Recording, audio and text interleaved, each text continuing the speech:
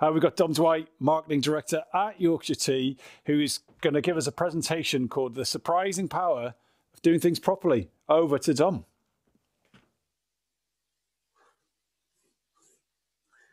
Good afternoon, everyone. Yeah, I was wondering where that unsexy brand link was going to go. So I'm Dom Dwight. I'm the Marketing Director at Taylors & Harrogate. Just quickly to explain, so Taylors is a family-owned business based in Yorkshire. It's a maker of tea and coffee, but the thing that we're probably best known for is that we make Yorkshire tea. I'm conscious also that we've got a bit of a global audience today, so I'm about to make a point that really requires a bit of understanding of British regions and British regional accents. So I think there'll be quite a few people who can tell that I'm not from Yorkshire by my accent. But I have lived here for 20 years, married a Yorkshire woman, created a couple of Yorkshire people. You know, one day I'm hoping to be accepted. Despite this dubious position, I think I have picked up quite a lot of the Yorkshire mindset over the years. When I was thinking about the theme of Mad Anywhere, and I was thinking about forward, it really reminded me of a phrase that's popular around these parts, which is this idea of not being backward in coming forward, which really just means not being reluctant to speak one's mind. And when I consider that notion in terms of Yorkshire tea and the experience that I've had of over a decade with Yorkshire tea, I think there's something quite important here that is true for Yorkshire tea, but is also potentially quite instructive for other brands. Now, to sort of tell you that story, I am going to have to ask you to look backwards, but just briefly. So firstly, I just want to say Yorkshire tea was created in 1977. Coincidentally, so was I. But it had the humble ambition back then. It was just blended in Yorkshire to suit Yorkshire people for Yorkshire water. You know, kind of national and global ambitions were not part of the picture just then. But I think the other thing to say is that back then, the tea market was dominated by some really quite iconic brands. A couple of the brands in particular that had managed to establish themselves within the minds of the British consumer during the heyday of British advertising. So brands like Tetley and PG Tips. You know, this was a time when you could advertise on a Saturday night on ITV and you could be pretty much guaranteed that kids in the playground on Monday morning would be singing your jingle. You know, that's how effective TV advertising was. But in the face of this competition, you know, you could assume, well, what is the point of a little brand trying to give it a go? But the truth is, you know, tea is a big deal in Britain. So back then, you know, the tea market was worth just under £1 billion. So there was plenty of room for a little brand like us to grow. And when I joined the business back in 2010, then the competition kind of looked roughly like this. Yorkshire tea was had about 13% of the market and was just about in fourth place. And the two tea titans, Tetley and PG Tips, had more than 2/3 of the market between them. You know, so it was quite stiff competition.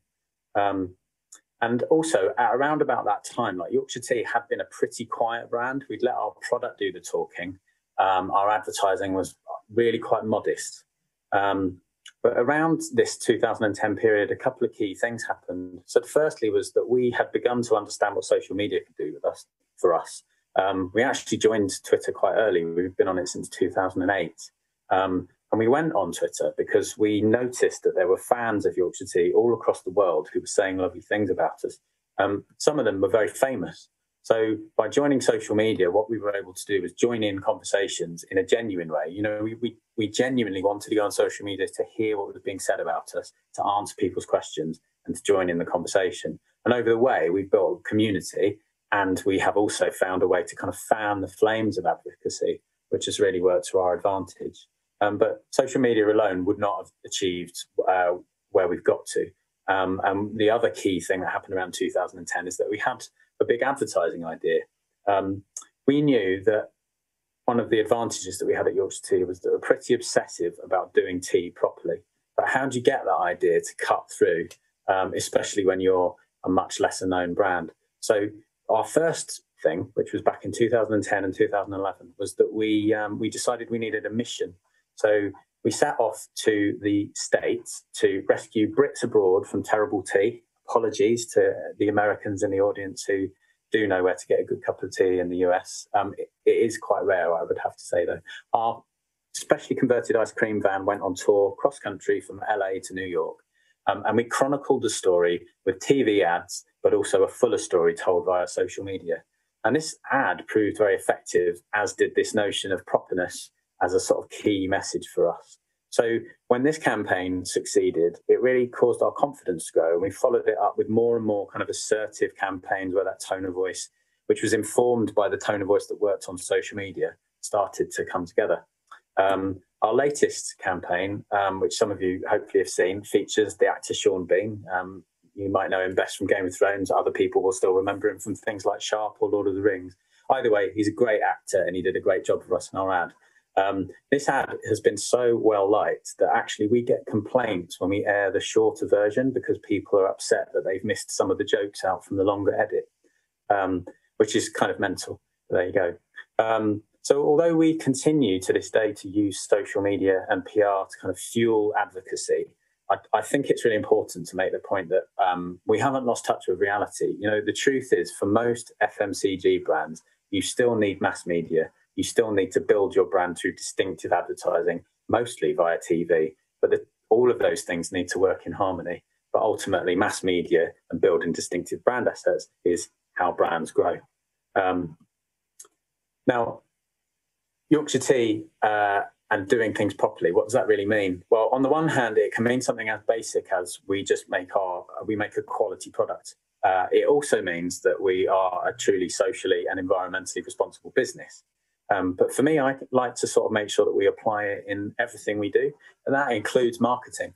So I would say that making adverts that entertain people rather than annoy them is proper. I think also our media strategy, we landed on a really smart media strategy about 7 years ago, which we have stuck to rather than messing around and getting distracted by too much sort of novelty.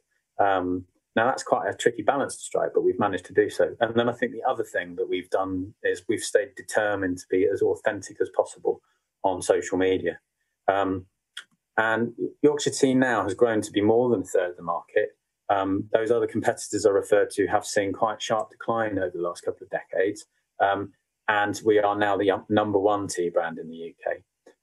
We're also, according to YouGov, one of the UK's most popular brands overall, which is kind of crazy. I don't know if that makes us sexy, but I quite like being popular. And I think it's also important to stress this is within a context of a market that has in itself been in steady decline for more than a decade.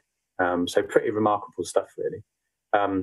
However, this idea of coming forward, although I think it has definitely done us good, it has got to a point where we are gradually realising it's not always that easy. You know, I think it's safe to say it's fair to say the world has gone a bit mad. Social media in particular has become a bit like one of those parties where everyone's had too much to drink, it's got very late, and a bunch of dodgy gate crashers have arrived and spoiled the vibe. So we had a taste of this kind of rough side of social media last year. Early last year, it started when the Chancellor in the UK tweeted a picture of him making a brew with a great big bag of Yorkshire tea. What followed for us was several days of explaining to really angry, sort of far left tweeters that we had not arranged this picture and it wasn't an endorsement of conservative fiscal policy.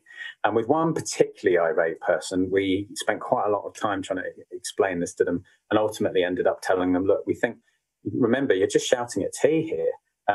Unexpectedly, this itself then became a meme and went viral.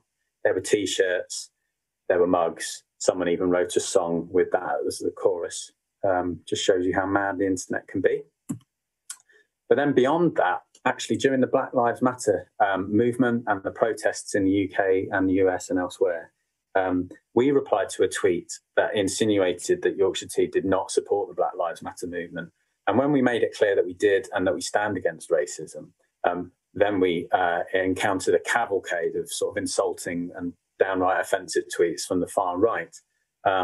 This phenomenon itself then went viral, and we were joined by our tea competitor brands and other brands from other categories with messages of support and solidarity, which is really quite something. So suffice to say, it's been a really turbulent time. It no longer feels as easy as it once did, but we do hold firm to the belief that while life won't always be simple, it is important for brands to be open and honest.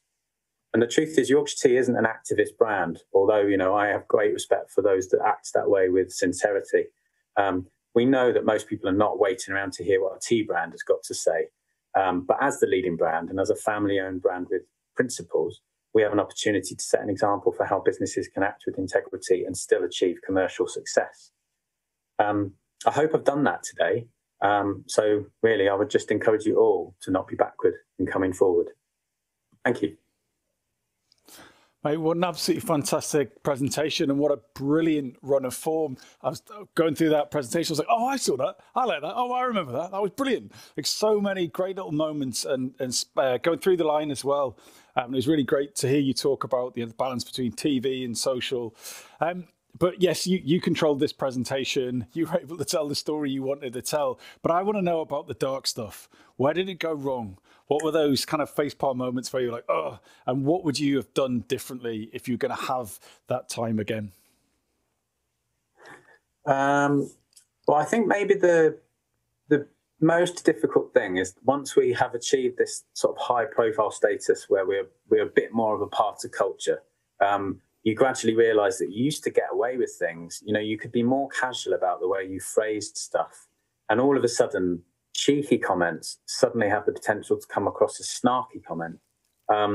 Sue, you're shouting at tea. One of the biggest problems with that was as it was going viral and we were getting enormous coverage for it, we were actually very concerned because it looked now like we were punching down, which was not the intention. You know, it was a reply, not a broadcasted tweet to all. But you know, there were think pieces after that about how Yorkshire Tea should not have said that, as if we had kind of publicised it to the whole world.